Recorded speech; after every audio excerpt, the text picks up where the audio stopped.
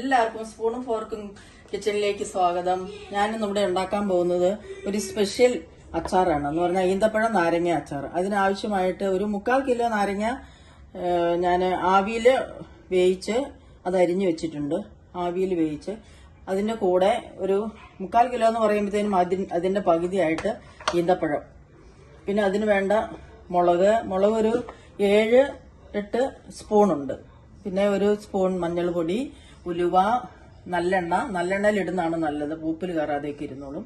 പിന്നെ ഇത് കായപ്പൊടി, ഉപ്പ്, ആവശ്യത്തിന് ഉപ്പ്, കടുക്, കറിവേപ്പില, ഇത്രയും സാധനങ്ങളുണ്ട്. ഇത് നമ്മള് ചട്ടിക്കകത്താണ് ഉണ്ടാക്കുന്നത്. എന്ന് പറഞ്ഞാൽ ചട്ടിക്കകത്ത് ഉണ്ടാക്കുമ്പം അതിന് കഴിക്കാതിരിക്കും എന്നാണ് പറയുന്നത്. പിന്നെ നമുക്ക് തുടങ്ങാം എന്നാ.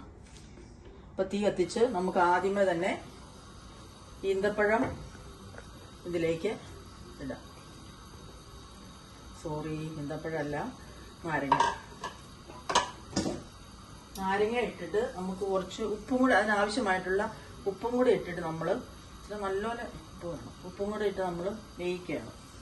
നല്ലപോലെ വേകണം, വെന്ത് ആ ഉപ്പ് അതിലേക്ക് പിടിക്കണം. അതിന് കയ്പ് വരാതിരിക്കാനാണ് ഇങ്ങനെ ചട്ടിക്കകത്ത് നമ്മൾ വേവിക്കുന്നത്. ആദ്യം കുറച്ച് നല്ലപോലെ ആവി വന്നു കഴിഞ്ഞ് പിന്നെ നമുക്ക് തീ കുറച്ചിടാം. തീ കുറച്ചിട്ടിരിക്കുകയാണ്. ആ സമയം കൊണ്ട് നമുക്ക് നമ്മുടെ വെളുത്തുള്ളിയും ഇഞ്ചിയൊക്കെ ഒന്ന് വഴറ്റിയെടുക്കാം. വേറൊരു പാത്രത്തിലേക്ക് നല്ലെണ്ണ ഒഴിക്കുക. ഇതിനാവശ്യമുള്ള നല്ലെണ്ണ ഒഴിച്ചു കൊടുക്കാം. ആവശ്യമുള്ള നല്ലെണ്ണ ഒഴിച്ചു. നമുക്ക് ഇഞ്ചി ആദ്യമേ വറുത്ത് പോരാം. ഇഞ്ചിക്ക് വെള്ളമുള്ളതുകൊണ്ട് ഇഞ്ചി ആദ്യമേ വറുത്ത് കോരിയിട്ട് വെളുത്തുള്ളി ഇടാം. അതുകൊണ്ടാണ് ഇഞ്ചി ആദ്യമേ ഇട്ടത്. ഇഞ്ചി ആദ്യമേ ഇട്ട് കഴിഞ്ഞാൽ ഇഞ്ചി വെളുത്തുള്ളിയും കൂടെ ഇടാം. പക്ഷെ ഈ ഇഞ്ചിക്ക് ഇത്തിരി വെള്ളം കൂടുതലുള്ളതുകൊണ്ട് ഇഞ്ചി ആദ്യമേ നമുക്ക് വറുത്ത് കോരിയെടുക്കാം.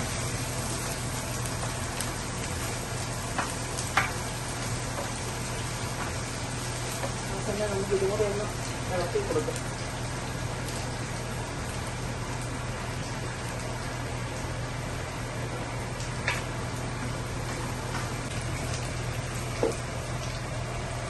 നമുക്ക് കോരിയെടുക്കാം. അത്ര ചുമന്നാൽ മതി, കരിഞ്ഞു പോകണം.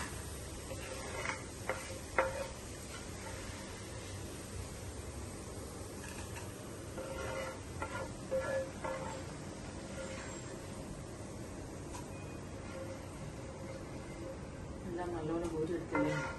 ഇനി നമുക്ക് നമ്മുടെ വെളുത്തുള്ളിയും കൂടെ ഇട്ട് കൊടുക്കാം.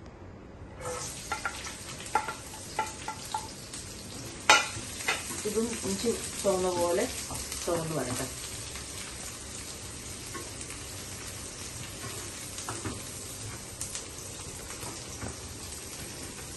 നമ്മുടെ വെളുത്തുള്ളിയും